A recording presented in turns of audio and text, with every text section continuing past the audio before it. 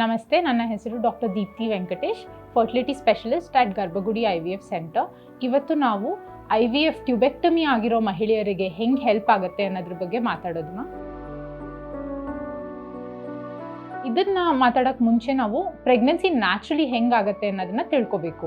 So ಇವಾಗ ಹೆಂಗಸರಿಗೆ ಋತುಚಕ್ರ normal ಇರೋರಿಗೆ, ಅಂದರೆ 28 to 30 ಡೇಸ್ ಸೈಕಲ್ ಇರೋರಿಗೆ ಮಿಡ್ ಸೈಕಲ್ ಅಂದರೆ 14 ಅಥವಾ 15ನೇ ದಿನ ಮೊಟ್ಟೆ ಬಿಡುಗಡೆ ಆಗ್ತಾ ಇರುತ್ತೆ.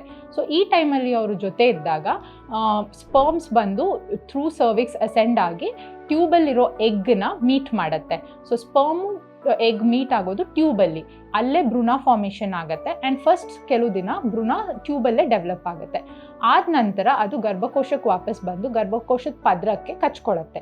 ಸೊ ಈ ಥರ ಕಚ್ಕೊಂಡಾಗ ಪ್ರೆಗ್ನೆನ್ಸಿ ಡೆವಲಪ್ ಆಗುತ್ತೆ ಫರ್ದರ್. ಬಟ್ ಟ್ಯೂಬೆಕ್ಟಮಿ ಆಗಿರೋ ಮಹಿಳೆಯರಿಗೆ, ಅಂದರೆ ಮಕ್ಕಳು ಬೇಡ ಅಂತ ಆಪ್ರೇಷನ್ ಆಗಿರೋ ಮಹಿಳೆಯರಿಗೆ ಈ ಟ್ಯೂಬ್ಸ್ನ ಇದರ್ ಕಟ್ ಮಾಡಿರ್ತಾರೆ ಅಥವಾ ಕ್ರಷ್ ಮಾಡಿರ್ತಾರೆ ಅಥವಾ ರಿಂಗ್ ಏನಾದರೂ ಅಪ್ಲೈ ಮಾಡಿರ್ತಾರೆ, ಫ್ಯಾಲೋಪ್ಸ್ ರಿಂಗ್ ಅನ್ನೋದು. ಅದು ಯಾವ ಮೆಥಡಲ್ಲಿ ಟ್ಯೂಬೆಕ್ಟಮಿ ಆಗಿರೋದಿದೆ ಅನ್ನೋದ್ರ ಮೇಲೆ ಡಿಪೆಂಡ್ ಆಗುತ್ತೆ. ಸೊ ಇಂಥವ್ರಿಗೆ ಇನ್ನು ಮಕ್ಕಳಾಗೋ ಚಾನ್ಸೇ ಇರಲ್ವಾ, ಯಾಕಂದರೆ ಎಗ್ಗು ಸ್ಪರ್ಮು ಮೀಟ್ ಮಾಡೋಕ್ಕೆ ಅವಕಾಶನೇ ಇರಲ್ಲ. ಖಂಡಿತ ಅದು ನಿಜ ಅಲ್ಲ.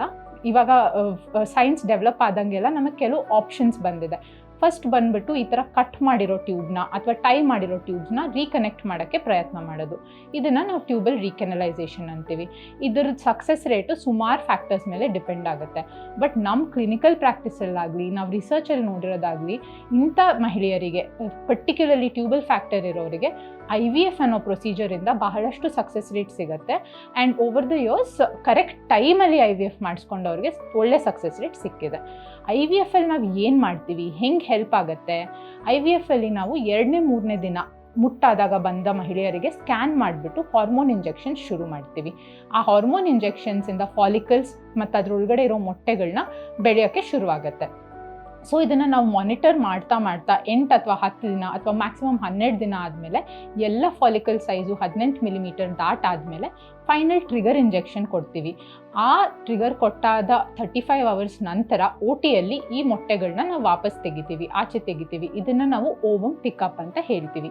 ಈ ಫ್ಲೂಯಿಡ್ನ ನಾವು ಲ್ಯಾಬಲ್ಲಿ ಕೊಟ್ಟಾಗ ಅವ್ರು ಸ್ಕ್ರೀನ್ ಮಾಡಿಬಿಟ್ಟು ಮೆಚೂರ್ ಆಗಿರೋ ಮೊಟ್ಟೆಗಳಿಗೆ ಸ್ಪರ್ಮ್ಸ್ನ ಇಂಜೆಕ್ಟ್ ಮಾಡ್ತಾರೆ. ಸೊ ನ್ಯಾಚುರಲಿ ಆಗೋ ಪ್ರಾಸೆಸ್, ಅಂದರೆ ನ್ಯಾಚುರಲಿ ಟ್ಯೂಬಲ್ಲಿ ಸ್ಪರ್ಮ್ ಮತ್ತು ಎಗ್ ಸೇರೋದನ್ನು ನಾವು ಲ್ಯಾಬಲ್ಲಿ ಮಾಡ್ತೀವಿ. ಈ ಪ್ರೊಸೀಜರ್ನ ನಾವು ICSI ಅಂತ ಹೇಳ್ತೀವಿ. ಸೊ ಈ IVF ಪ್ರೊಸೀಜರ್ ಮೂಲಕ ನಾವು ಟ್ಯೂಬ್ಸ್ನ ಕಂಪ್ಲೀಟ್ಲಿ ಬೈಪಾಸ್ ಮಾಡ್ತೀವಿ. ಆ್ಯಂಡ್ ಭ್ರೂಣ ಕೂಡ ಲ್ಯಾಬಲ್ಲೇ ತಯಾರು ಮಾಡಿಬಿಟ್ಟು 3 ರಿಂದ 5 ದಿನ ಭ್ರೂಣನ ಲ್ಯಾಬಲ್ಲೇ ಬಳಸ್ತೀವಿ. ಅದಾದಮೇಲೆ ಚೆನ್ನಾಗಿರೋ ಕ್ವಾಲಿಟಿ ಭ್ರೂಣನ ತೆಗೆದು ಗರ್ಭಕೋಶದೊಳಗಡೆ ಅದೇ ಸೈಕಲಲ್ಲಿ ಪ್ಲೇಸ್ ಮಾಡ್ತೀವಿ, which is called fresh transfer. ಅಥವಾ ನೆಕ್ಸ್ಟ್ 1 month ಗ್ಯಾಪ್ ಬಿಟ್ಟು ಪ್ಲೇಸ್ ಮಾಡಿದಾಗ ಅದನ್ನು ಫ್ರೋಝನ್ ಟ್ರಾನ್ಸ್ಫರ್ ಅಂತ ಹೇಳ್ತೀವಿ. ಆ ನಂತರ ಆ ಭ್ರೂಣಗಳು ಪದರಕ್ಕೆ ಕಚ್ಕೊಂಡಾಗಿ ಆದಮೇಲೆ ಪ್ರೆಗ್ನೆನ್ಸಿ ಪಾಸಿಟಿವ್ ಬರುತ್ತೆ.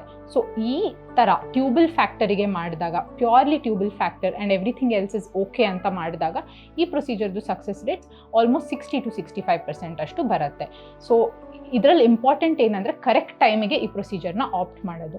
ಸೊ ನಿಮಗೆ ಈ ಪ್ರೊಸೀಜರ್ ಬಗ್ಗೆ ಅಥವಾ ಯಾವುದಾದ್ರೂ ಫರ್ಟಿಲಿಟಿ ಪ್ರೊಸೀಜರ್ ಬಗ್ಗೆ ಇನ್ನಷ್ಟು ಮಾಹಿತಿ ಬೇಕಾದರೆ ನಮ್ಮ ಫರ್ಟಿಲಿಟಿ ಸ್ಪೆಷಲಿಸ್ಟ್ನ ಬಂದು ಗರ್ಭಗುಡಿ IVF ಸೆಂಟರಲ್ಲಿ ಮೀಟ್ ಮಾಡಿ. ಆ್ಯಂಡ್ ಇನ್ನೂ ಇಂಥ ವೀಡಿಯೋಸ್ಗೆ ನಮ್ಮ ಚಾನಲ್ನ ಫಾಲೋ ಮಾಡಿ.